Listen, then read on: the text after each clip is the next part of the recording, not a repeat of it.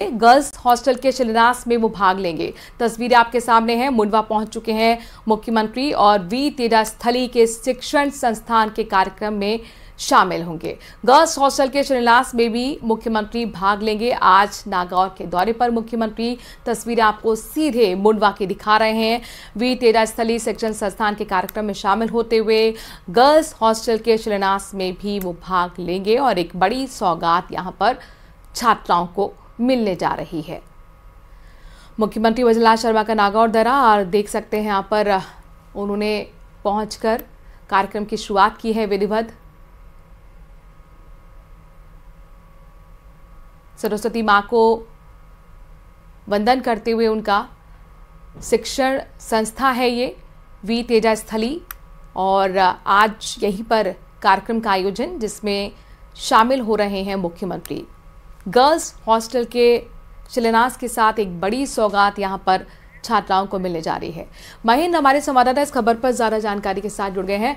महेंद्र, जाहिर तौर पर एक बड़ी सौगात छात्राओं को मिलेगी। तस्वीरें लगातार हम अपने दर्शकों को भी दिखा रहे हैं। मुंडवा पहुंच चुके हैं शिक्षण संस्थान के कार्यक्रम में। कितनी देर यहाँ पर रहने का कार्यक्रम?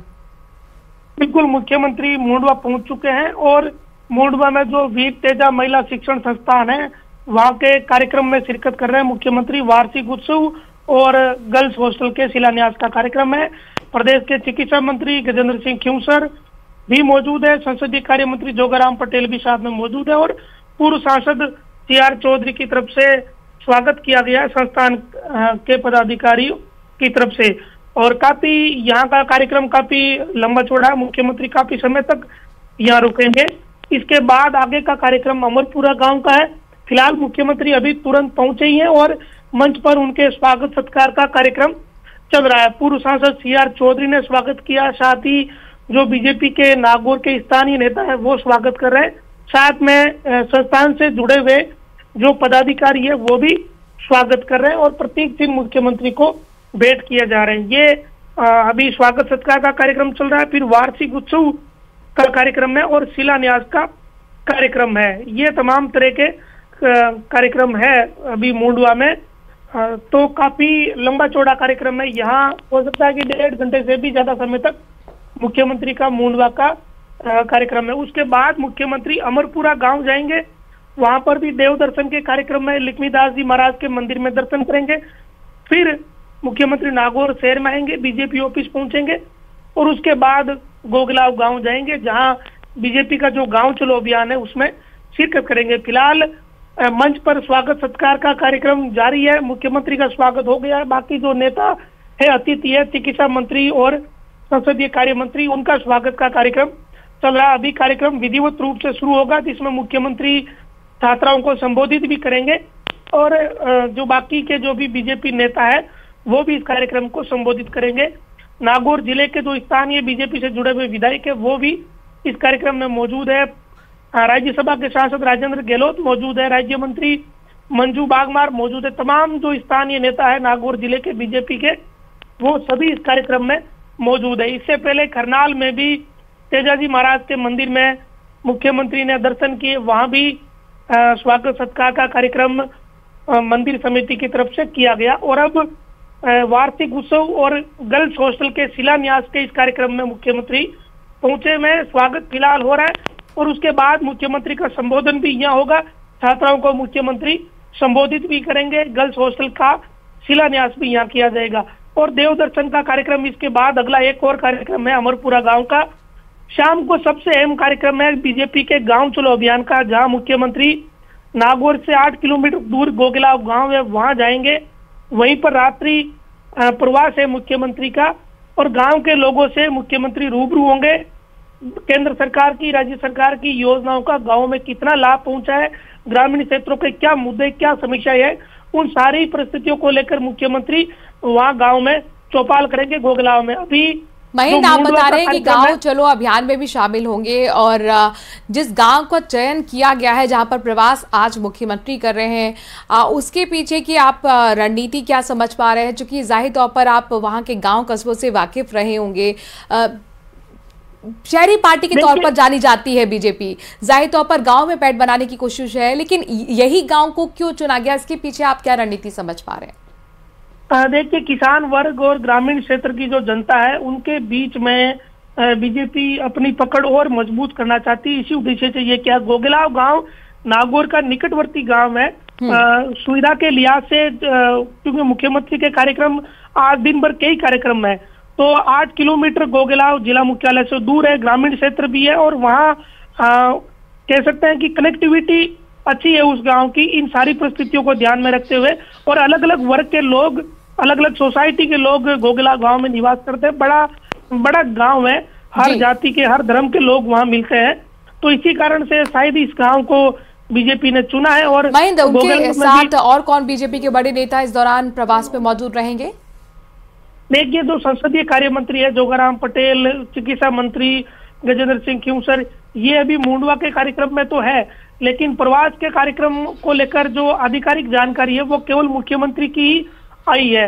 हो सकता है कि बीजेपी के संगठन से जुड़े जो प्रदेश मंत्री भी इस कार्यक्रम में मौजूद है, तो प्रदेश मंत्री स्तर के जो संगठन से जुड़े हुए बीजेपी के पदाधिकारी है वो प्रवास के दौरान रह सकते हैं मुख्यमंत्री के साथ, लेकिन आधिकारिक जानकारी केवल मुख्यमंत्री की है, उन्हीं का ही प्रवास गोगेलाव गांव में। चूंकि गांव में प्रवास भी मुख्यमंत्री को करना है, इस बाबत किस तरह की तैयारी आप वहां देख पा रहे हैं? गांव वालों से अगर आपकी बातचीत हुई हो, किस तरह का उत्साह वो दिखा रहे हैं? देखिए, गोगेलाव गांव हाईवे पर गांव है। नागौर से बीकानेर की तरफ जब जाते हैं तो ये गांव आता है और आज सुबह ये नजारा वहां देखने को मिला कि चारों तरफ बीजेपी की झंडियां गांव के लोगों ने लगाई। एक तरीके से गांव के लोगों में बड़ी उत्सुकता है कि मुख्यमंत्री उनके गांव में आ रहे हैं। किसी गांव में मुख्यमंत्री का आना तो अपने आप में बड़ी बात हो ही जाती है। आमतौर पे तो मुख्यमंत्री बड़े शहरों में ही नहीं पहुंच पाते काफी समय तक, लेकिन अभी सरकार बने कुछ ही समय हुआ और गोगेलाव गांव के लोग तो अपने आप को भाग्यशाली मानते हैं कि मुख्यमंत्री हमारे गांव में आ रहे हैं और इसका फायदा भी गांव के लोगों को निश्चित तौर पर कुछ ना कुछ होगा। अभी भी प्रशासनिक अधिकारी जो तमाम तरह की तैयारियां कर रहे हैं, सारी चीजों को सुदृढ़ कर रहे हैं ताकि वहां कोई ऐसी दिक्कत नहीं हो, ऐसा कोई परिस्थिति नहीं बने कि मुख्यमंत्री के ध्यान में आ जाए।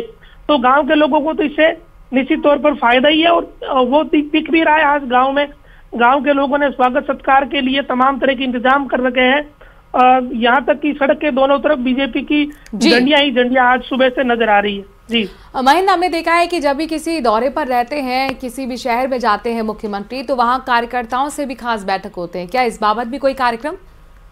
बिल्कुल, नागौर के बीजेपी ऑफिस में ही बैठक रखी गई है। बीजेपी ऑफिस में बैरिकेडिंग भी की गई है ताकि अव्यवस्था नहीं हो। अमरपुरा अभी जो कार्यक्रम चल रहा है ये मुंडवा का है, इसके बाद अमरपुरा गांव में देव दर्शन होंगे, उसके बाद कार्यक्रम नागौर शहर का ही है। नागौर में बीजेपी ऑफिस में मुख्यमंत्री पहुंचेंगे, वहां पार्टी के जो पदाधिकारी कार्यकर्ता है उनसे चर्चा करेंगे, उनसे संवाद करेंगे और वो कार्यक्रम भी आधा एक घंटे के आसपास रह सकता है। उसके बाद गांव चलो अभियान का कार्यक्रम है। तो यहाँ जो एक चीज और हमारे दर्शकों को बताइए, चूंकि जाहिर तौर पर लोकसभा चुनाव भी बेहद नजदीक है, गांव चलो अभियान की शुरुआत बीजेपी के नेता कर चुके हैं, आज नागौर के एक गांव में पहुंच रहे हैं खुद मुख्यमंत्री भजनलाल शर्मा। जरा यहाँ का राजनीतिक इतिहास के बारे में भी जानकारी दीजिए। किस तरह के सामाजिक समीकरण है, किस तरह के जातीय समीकरण है जिनको यहाँ पर फोकस करने की कोशिश बीजेपी की है? देखिए, नागौर बिल्कुल ही आधारित जिला है, किसानों का जिला कह सकते हैं, पशुपालकों का जिला कह सकते हैं। कुछ बेल्ट ऐसे हैं जहाँ खनन क्षेत्र और मकराना का जो मार्बल क्षेत्र जरूर नागौर जिले में है, लेकिन ज्यादातर जिले की पब्लिक, इस लोकसभा क्षेत्र की पब्लिक ग्रामीण परिवेश की है। यहाँ जाट बहुल्य क्षेत्र है, इसके अलावा सबसे ज्यादा वोट बैंक SC/ST का, फिर माइनॉरिटी के अच्छे खासे वोट बैंक है। तो बीजेपी ग्रामीण क्षेत्रों में अपनी पेड़ को और मजबूत करने के लिए ये कार्यक्रम कर रही है। पिछली बार सबको पता है कि राष्ट्रीय लोकतांत्रिक पार्टी के साथ बीजेपी का केवल इस नागौर की सीट पर गठबंधन हुआ था लोकसभा में, लेकिन अब RLP और बीजेपी का गठबंधन टूट गया था किसान आंदोलन में। अब बीजेपी को खुद के स्तर पर यहाँ चुनाव, इससे पहले CR चौधरी यहाँ से चुनाव जीते थे बीजेपी से और केंद्र में राज्य मंत्री बने थे, लेकिन पिछली बार गठबंधन हो गया, वो गठबंधन टूट गया। इस बार थोड़ी परिस्थितियां अलग है। इस बार एक चीज नई ये भी है कि नाथूराम मिर्धा की जो कांग्रेस के बड़े नेता थे उनकी विरासत को आगे लेकर बढ़ रही है ज्योति मिर्धा, वो बीजेपी में है। तो बहुत सारी चीजें इन एक साल के भीतर बदली है। तो गठबंधन टूट गया RLP का बीजेपी के साथ, फिर ज्योति मिर्धा जो कि नाथूराम मिर्धा की विरासत को लेकर आगे बढ़ महेंद्र, रही अगर थी। एक लाइन में कहें तो कहीं ना कहीं हनुमान बेनीवाल के गढ़ पर सेंधमारी करने की कोशिश इस दौरे के जरिए मुख्यमंत्री की। बिल्कुल कुछ इसी तरह का कह सकता है, और ये सिनेरियो दिख भी रहा है कि सीआर चौधरी की मौजूदगी है, ज्योति मिर्धा की कार्यक्रमों में मौजूदगी है, बीजेपी के जितने भी प्रत्याशी चाहे वो चुनाव हारे थे सब कार्यक्रम में मौजूद है। तो एक मैसेज यही है कि हम सब एकजुट हैं और हमें लोकसभा में इस बार नागौर जिले से अच्छे वोटों से जीत दर्ज करनी, हमें किसी से गठबंधन की जरूरत है नहीं। तो ये एक मैसेज देने की कोशिश है, क्योंकि बहुत सारी चीजें भी नागौर में बदल गई है। कांग्रेस की बड़ी नेता ज्योति मिर्धा बीजेपी में आ चुकी है और सीआर चौधरी यहाँ से सांसद रह चुके हैं। तो बहुत सारी चीजें बदली है, परिस्थितियां इस तरह की महेंद्र, जाहिर तौर पर चूंकि नागौर एक बड़ी चुनौती यहाँ पर बीजेपी के सामने है, चूंकि पिछली बार 2018 में भी 2019 में भी यहाँ पर जब लोकसभा चुनाव के दौरान 25 की 25 सीटें जी गई थी तो हनुमान बेनीवाल का ही सहयोग इसमें रहा था नागौर सीट जीत कर देने का। तो कुल मिलाकर इस बार चूंकि अब बीजेपी अपने आप में ताल ठोक रही है तो नागौर पर खासतौर पर फोकस। बिल्कुल, ये सबको पता है कि 25 सीटों में से 2 सीटों को लेकर जो बीजेपी ने आंतरिक सर्वे करवाए थे उनमें पता चला कि 2 सीटें कमजोर है। इसमें एक नागौर शामिल रही है, क्योंकि हनुमान बेनीवाल का अच्छा खासा वोट बैंक इस पूरे क्षेत्र में है। लेकिन बीजेपी खुद ये मैसेज देने की कोशिश कर रही है कि हम अपने स्तर पे कर सकते हैं चीजें, क्योंकि पहले भी सीआर चौधरी चुनाव जीते हैं तो ये चीजें हुई। हालांकि उस समय भी हनुमान बेनीवाल निर्दलीय चुनाव लड़े थे और उन्होंने 1,60,000 वोट लिए थे और ज्योति मिर्धा तब कांग्रेस में थी, वो चुनाव हार गई।